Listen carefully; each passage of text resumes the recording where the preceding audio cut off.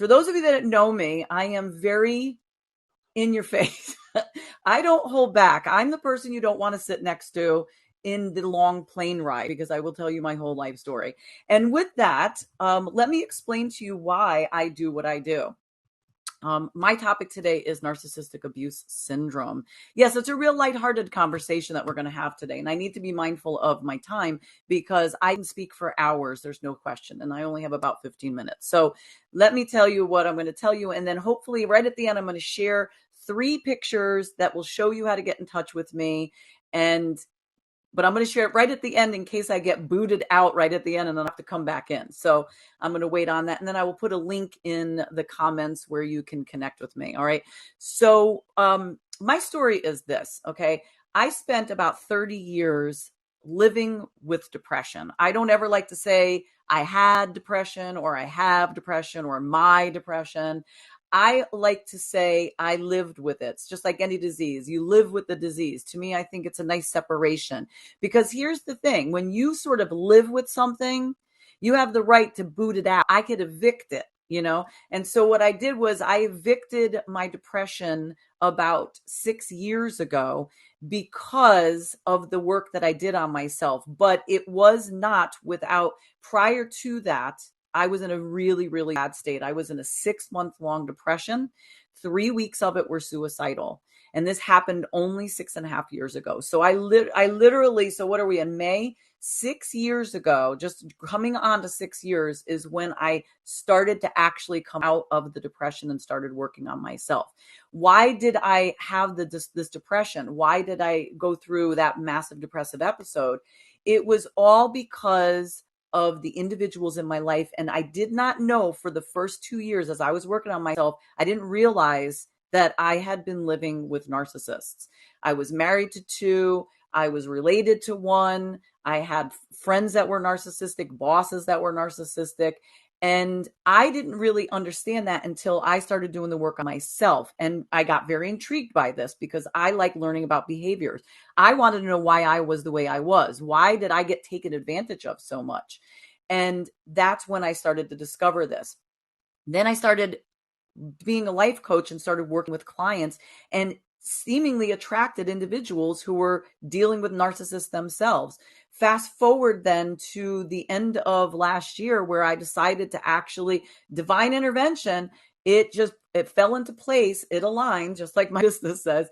And I started to work with exclusively with individuals who have been in narcissistic relationships and suffer from something called narcissistic abuse syndrome, which I didn't even know existed until last year. Could you imagine that?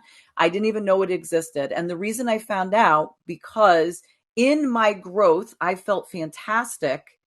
And I was like, this is great. I didn't have a single depressive issue since that last one. I had never felt that great in my entire life. I was self-assured. I felt so empowered. And then something happened last year, and little by little, I started to see myself sinking, and I saw it in real time. And I started to get really worried because I saw myself going back, and I'm going, what's going on? Why is this happening? What's going on in my head? And I realized that I was dealing with something called narcissistic abuse syndrome and something called a trauma bond, which I'm going to talk about real quick. And I want to tell you that one of the things I'm going to mention to you in the link, will have it in the comments, that I do a lot of free masterclasses. This is just touching the subject just a little bit, but I go into great detail on narcissistic abuse syndrome. Are you living with a narcissist? And we talk about all those things. So what is narc? What is a narcissist? A narcissistic personality disorder. We're talking about individuals who are, they're emotionally, they're emotional messes. Okay. They're very moody, although they'll say that you are. They're dramatic. They have very erratic behavior. They're entitled. They have a lack of empathy. That's a big, big thing with them. They have a constant need for validation, and they are master manipulators, among other things, right? I don't want to get into a big detail conversation on this, all right? But what is narcissistic abuse syndrome? Narcissistic abuse syndrome is when an individual is mentally and emotionally abused by a narcissistic individual. Now, we don't have to have a diagnosis of NPD because most narcissists are never going to go get diagnosed, right? So what I usually do with people is I go over the traits that are really common with narcissists, and most people start to say, "Oh my God, you know what? That was my ex, or that was my mother, or that was my grandmother, or that was, my boss." And then we start to dive into the effects those individuals have had on us, especially if it's over a course of time, and especially if it's a lot of them. So I want you to put in the chat if you have ever been involved with a narcissistic personality. And you don't have to know all the details. Some people don't know, and sometimes when people are just a-holes, they just say, "Oh, they must be narcissistic." It's a hot word now. This is a big thing, but there are criteria for it. But there is a saying, though, truly, not all a-holes are narcissistic, but all narcissists are a-holes. And that is the truth. I'm not even saying that to be funny. So let's talk about what's happening, right? So when a person is living with these very volatile individuals, okay, it's very draining on. I love how Charmaine was talking about the spirit a lot, the soul, because that when you get emotionally and mentally drained, that is bad enough. Okay. It will drain you physically. It will drain your health. But when it gets down to your spirit, to your soul, we're talking the difference is when you are drained mentally and emotionally, you feel helpless. But when you are drained, your spirit and your soul is drained, you're hopeless. And when you get down into that hopelessness, that's when it becomes dangerous territory. That's when people think about, like I did, ending their life because they just don't know how they're going to get out of it. They're just so exhausted, and the pain is so great that they do not want to keep going on because they feel that nothing's going to change and they can no longer live this way. And I was there, and I don't like seeing people be in that headspace because you can change and you can get better. So let's talk about some of the signs of the abuse. All right. So, disassociation, distraction, and binging. This is you now, mind you. You disassociate yourself from certain things. You distract yourself from your life and from things that you used to like to do. And you binge on things like social media, TV, like Netflix, or, shopping, or maybe even alcohol or illegal drugs. You're binging, or food, because you don't want to deal with anything. And so you're trying to feed your spirit, you're trying to feed yourself, and you're trying to get these chemical boosts to make yourself feel better. Only in the end is it going to make you feel worse after. It's only for a moment, okay? You have anxiety, you have depression, you walk on eggshells, especially if this is someone you're living with. You feel much calmer and harmony and in peace when they're not around, but then when they're coming back, then you get all agitated. Let's put it this way. When you live with a narcissist or you deal with a narcissist, maybe it's a boss, there's no peace.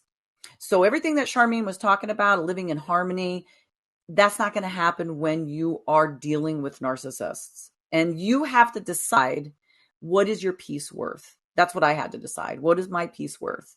Is it worth living with this individual or being around these people and living an unfulfilled life? Or am I worth fighting for? And I chose myself. Coming from an idea that, choosing yourself is very selfish because I was such a people pleaser. So I had to undo all that programming and then realize that was even wrong programming in the first place, right? So you get paranoid, right? You don't know if you're being watched, what you're doing. You don't want to upset the narcissist. That's the thing. Like I said, walking on eggshells. You get triggered very easily.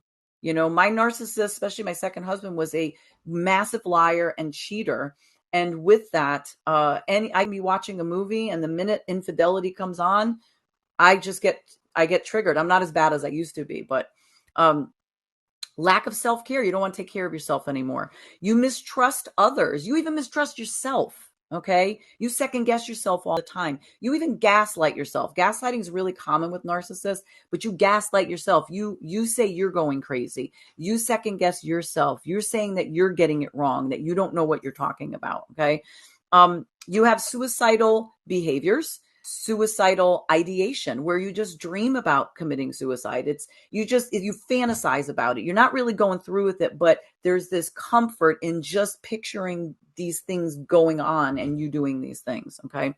Comparing yourself to others. You might harm yourself. Okay. You might blame yourself for the situation that you got yourself in the situation. Fear of doing anything that you used to do or anything or moving forward, you just stay stagnant. Okay. Fear in general of just, you used to be an independent person and now you're not. You don't want to go anywhere. You're afraid to make the effort, and you don't even want to make the effort because you get something called anhedonia, where you have a complete lack of self-motivation for anything, even the things that you love to do. You isolate yourself. It started with them isolating you, and then you isolate yourself. You withdraw. Okay. You doubt yourself all the time. You second guess yourself all the time. Okay. And if any of these resonate with you, narcissistic abuse syndrome could happen. Like, you could have had this narcissist in your life and got him out 5 years ago, and you still could be suffering from narcissistic abuse syndrome because you didn't even know that you had this. All right. You might think that your depression is a result of just depression, but maybe it's a result of abuse syndrome. So that's why I want you to really think about these things. I really want you to hear what I'm saying. And I almost wish I had my PowerPoint, because I always tell people, take a picture of my slide. You cannot make decisions properly. So inability to make decisions, helplessness, and hopefully not hopelessness. You feel very lost. You feel very stuck.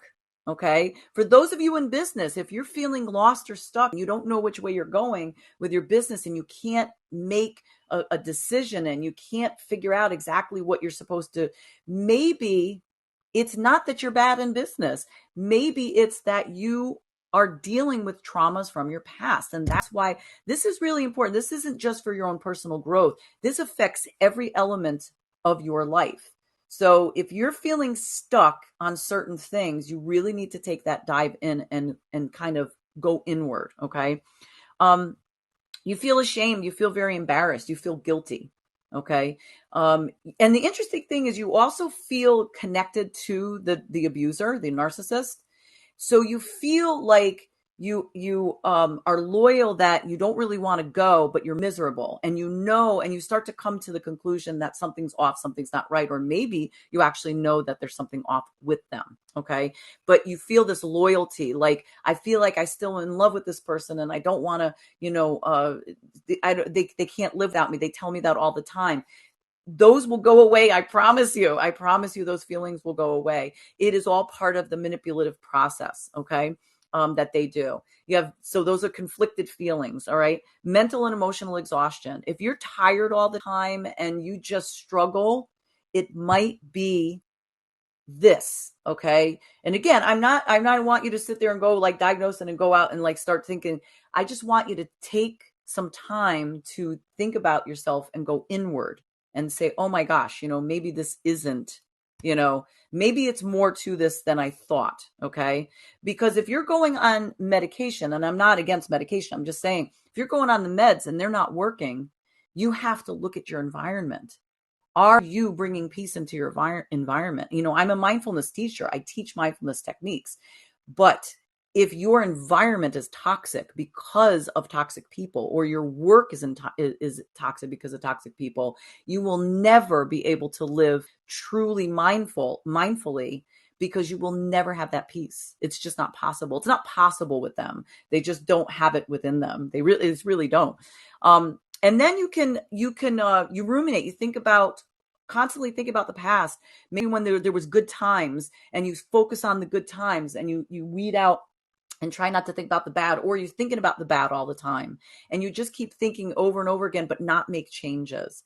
The other piece is that you can also develop PTSD or CPTSD. CPTSD is a little bit more complicated, but you're feeling things like mood swings, not sleeping well. You even have flashbacks. You're very paranoid and distrustful of others. And you're starting to lack empathy as well, which is a very scary place to be.